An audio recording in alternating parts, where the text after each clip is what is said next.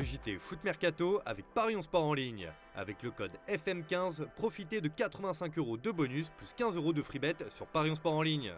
Bonjour tout le monde, amoureux du ballon rond, amoureux du foot français, j'ai une bonne nouvelle pour vous pour commencer ce JT. La France passe devant l'Espagne à l'indice UEFA. Voilà, je pose ça comme ça. En même temps, porté par ces trois représentants encore en lice sur la scène continentale, la France est en forme olympique à l'indice UEFA. Tout le contraire de l'Espagne qui est au fond du trou et qui devrait terminer derrière à l'issue de la saison. Et c'est assez rare. Le PSG a déjà éliminé la Real Sociedad, l'OM et le LOSC sont eux quasi sûrs de passer au tour suivant. Tout cela est de très bon augure pour bénéficier de cette place en Coupe d'Europe en 2025-2026, comme cela sera déjà le cas l'an prochain. Pour vous dire comme quoi c'est rare, l'an passé, au terme d'une saison 2022-2023 européenne catastrophique, les clubs français totalisaient 12,583 points, tout l'opposé de celle en cours puisque nos représentants ont déjà glané 14,416 points. Pour l'Espagne, il faudra compter sur un grand match de l'Atlético de Madrid face à l'Inter et surtout du Barça face au Napoli pour éviter un fiasco qui ferait tâche au pays. Bon, on a évoqué l'Olympique de Marseille, et bien un homme n'a toujours pas digéré son départ du club, c'est Dimitri Payet.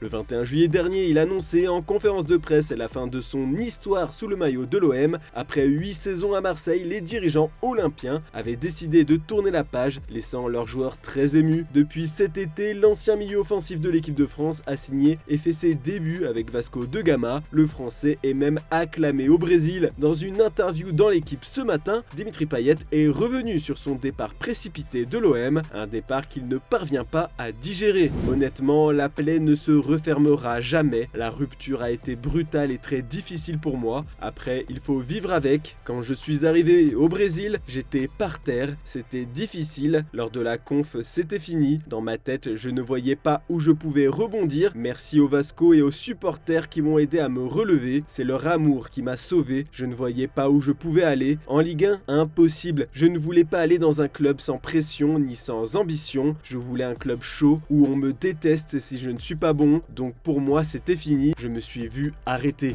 Bon, à l'OM en ce moment, tout va pour le mieux. Depuis l'arrivée de Jean-Louis Gasset, le carton 4-0 en Coupe d'Europe face à Villarreal a marqué les esprits. L'OM n'avait plus mené par 3 buts d'écart à la mi-temps d'un match de Coupe d'Europe au stade Vélodrome depuis le 17 mars 1993. C'était contre le CSKA Moscou. C'est la stat du jour et les Olympiens comptent bien continuer à rouler sur tout le monde. Leurs prochains adversaires, ce sont les Nantais. Olympique de Marseille FC Nantes, c'est la grosse affiche de ce dimanche soir en Ligue 1. Si vous comptez parier sur ce choc, avec notre partenaire Parions Sport en ligne, on vous offre jusqu'à 85 € de bonus de bienvenue et 15 € en free bet avec notre code exclusif FM15. Pour vous aider à faire vos choix, comme d'habitude, voici les pronos de la rédac. Bon, tout le monde voit l'OM surfer sur sa bonne forme, il n'y a que des scores fleuves, et si vous êtes joueur, il ne faut pas oublier le petit pari fun. Le combiné buteur Aubameyang et Sarr est à 5,25. Dans le reste de l'actu, Jürgen Klopp continue de nous régaler. Il est un peu en roue libre depuis qu'il a annoncé son départ de Liverpool cet été. Il adore en rigoler et hier soir, après la victoire de son équipe contre le Sparta Prague,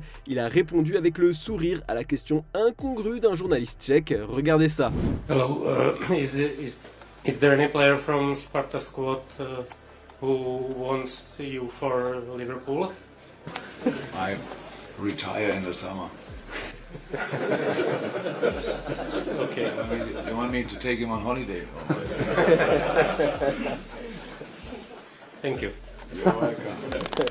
Le club d'Amiens SC est en vente, son président Bernard Johannin l'a confirmé au Courrier Picard. Le club des Hauts-de-France a déjà reçu 2 offres de rachat. La première est venue en 2019 de Turki Al-Sheikh, proche du prince héritier d'Arabie Saoudite Mohamed Ben Salman, avec une offre de 55 millions d'euros. La deuxième est venue en 2021 d'un fonds de pension anglais. Des propositions refusées par l'actuel président du club. Bernard Johannin confirme également la volonté de son directeur sportif d'acquérir le club. John Williams va pour cela déposer une offre dans les prochaines semaines. J'écoute les gens qui me font des propositions et je prendrai une décision à moyen et long terme. C'est vrai que John Williams s'est intéressé, mais entre l'intérêt et la possibilité de racheter le club, il y a par moment un monde, a assuré l'actuel président au journal de la Somme.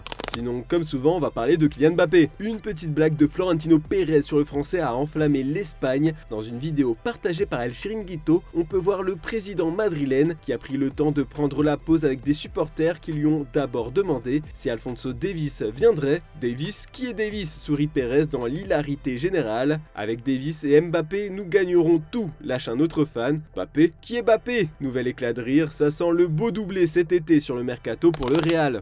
Et du côté du rival catalan, le Barça veut engager Eric Maxime Choupo-Moting. Avec l'arrivée d'Harry Kane, l'ex-buteur du PSG n'a presque plus de temps de jeu au Bayern. À quelques mois de la fin de son contrat, le Camerounais attire un grand club européen. Selon Sport, le Barça est séduit par son profil et par le fait qu'il puisse venir gratuitement. Attention, le numéro 13 du Bayern a aussi des touches en Serie A, en Arabie Saoudite, mais également en Première Ligue. En sélection en tout cas, il va peut-être devoir écouter les consignes d'un ex-sélectionneur des Bleus. Sans sélectionneur depuis l'éviction de Rigobert Song et l'élimination en 8e de finale de la CAN des Lions indomptables, la fédération camerounaise aurait présélectionné Raymond Domenech et Jürgen Klinsmann d'après Sports World Ghana. Un autre Français est convoité en la personne d'Antoine Comboiré. Samuel Eto'o et le chef d'État Paul Biya devraient prendre leur décision rapidement. Puis Newcastle confirme la signature d'une pépite de Chelsea. Le club anglais est rapide cette année sur le marché des transferts. En négociation depuis quelques semaines avec Chelsea, Eddie Howe a affirmé l'achat de Lewis Hall,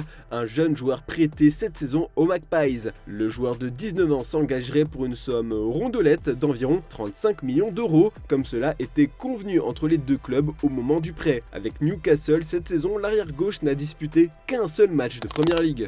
Et ça vire à la catastrophe pour Karim Benzema à Al Ittihad. Après un hiver très agité et un vrai faux départ d'Al Ittihad, Karim Benzema a réintégré l'équipe de Marcelo Gallardo. Blessé musculairement à la jambe droite, il a manqué les 2 dernières rencontres de son équipe. La presse saoudienne était optimiste quelques jours après en annonçant le retour du joueur de 36 ans à l'entraînement, mais le média Ariadia a donné de bien mauvaises nouvelles. En effet, la publication saoudienne a titré ce vendredi « Al Ittihad perd Karim Benzema ». Puis elle a expliqué que le joueur français s'est à nouveau blessé à l'entraînement hier. Il est visiblement touché au dos et ne participera donc pas à la rencontre de ce soir. Sa présence lors du match retour de Ligue des Champions asiatique face à Al Hilal n'est pas assurée non plus. Un nouveau coup dur pour le vainqueur du Ballon d'Or 2022 qui enchaîne les déconvenues depuis sa signature en Saudi Pro League l'été dernier. L'aventure en Arabie Saoudite n'est pas un long fleuve tranquille pour Karim Benzema et son club qui doit se passer de sa superstar. On termine avec une info insolite. Gérard Piqué a recruté Neymar pour la Kings League. Je vais vous expliquer comment. D'abord, une compétition espagnole, la Kings League, s'ouvre à l'Amérique et à d'autres pays invités pour devenir la Kings World Cup. Gérard Piqué, président de Cosmos et organisateur de la compétition, est parvenu à attirer Neymar dans une des 32 équipes selon Sport.